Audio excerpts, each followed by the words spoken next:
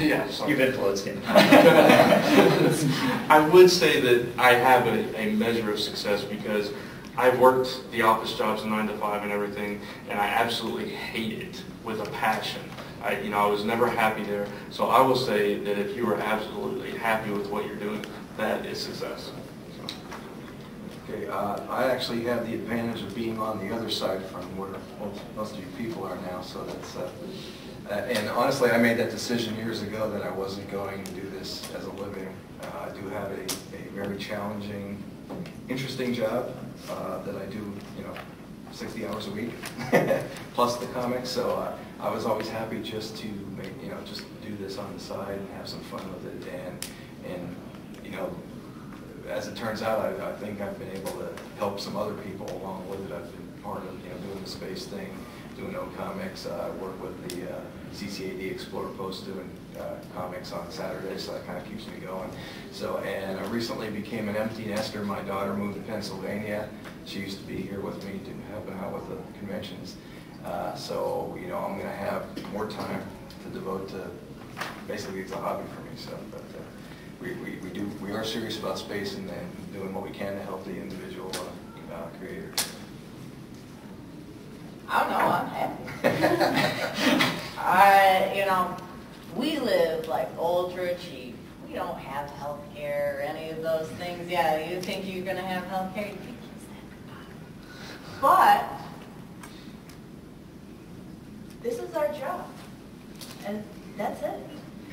We make the uniques, we go to cons, we sell prints, we do sketches, and through all of that together, we make enough money to live. We moved to a place that would be cheaper for us to live because we wanted to make sure that this was full time. We used to do teaching on the side.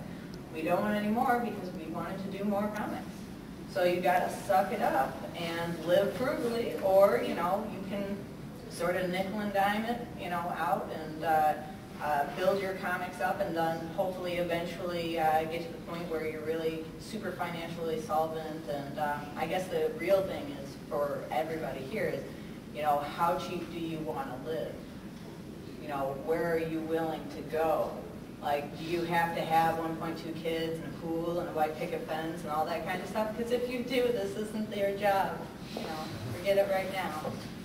But if you, just want to live in a somewhat cheap apartment and you, you make it by on, enough food, enough rent, and, having a little bit of savings and calling it a day, that's good. I mean, there's a reason we do this 20 cons a year, because this makes us money. I wouldn't do these cons if it didn't make us money, but I did have to work really hard to find that formula to make it profitable for us to go to every con. So I'm happy. If this was the rest of our life, I'd be pleased as punch. I'm satisfied with the progress we've made, and I'm incredibly happy with the speed at which we've made that progress.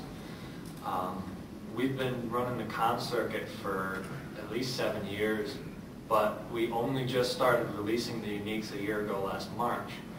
And within that time, we've gone from people nobody really knew to being on the ladder.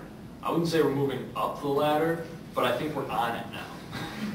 So there's the prospect of being able to grab another rung at some point. And I feel incredibly fortunate for that. I feel incredibly fortunate that I'm able to make comics and go to conventions and meet people who like the comics that I'm making. Some people are into comic art because they like drawing nice pictures and they like making the art, and they like, that the art is what drives them. And some people are in comics because they want to tell a story. And I'm a storyteller. And I'm only really happy with what I'm doing if other people are reading and enjoying the stories that I'm making. And I feel like that's happening. And that makes me incredibly happy. And like the girl said, we live real frugal. But I don't miss anything. There's a lot of things I've had to give up, but I don't miss any of it. I spend every day of my life waking up and working with my wife to make a comic that I love. and I could not imagine anything better than that, with the possible exception of financial security. That's it. That's all I want. I don't ask for much. We're good enough. Yeah. Dude, I'm just having a hell of a lot of fun making comics, man. Bottom line, I mean, this stuff, it sounds like, I guess if I were in the audience, I'd be thinking, wow, do I really want to do this? And that's good, but yeah, you really want to do it. If that's what you want to do, I mean, right now, man, I just want to break even and have a hell of a lot of fun, and so far, that's been going good for me. Yeah, I'm working 24/7 in comics, and I don't even make comics. And well, yeah, actually, I guess technically I do now. It's infectious. It just happens. But I do it, and I want to add to what Dustin's saying. I do it because of the community. I found friends.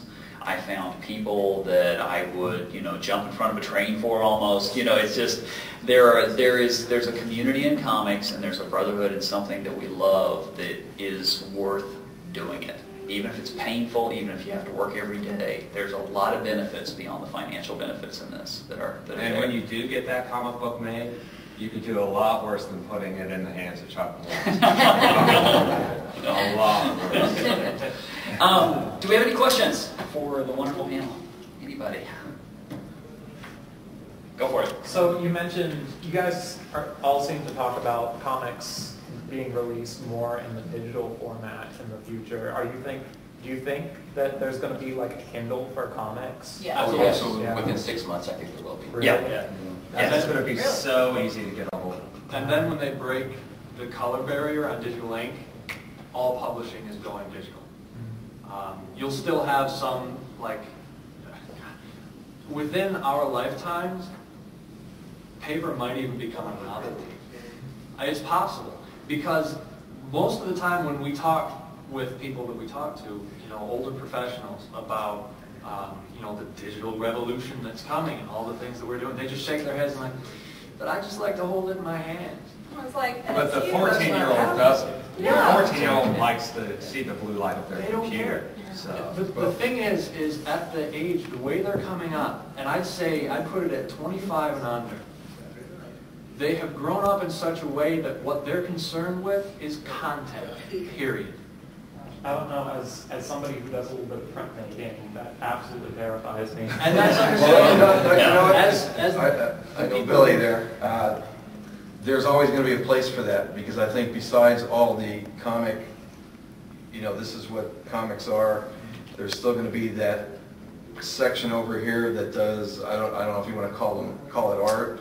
I don't want to claim that that's what I do, but I've done some print making, some linoleum cut things. They sell well because it's texture, something that's textural. People enjoy that because it's handmade.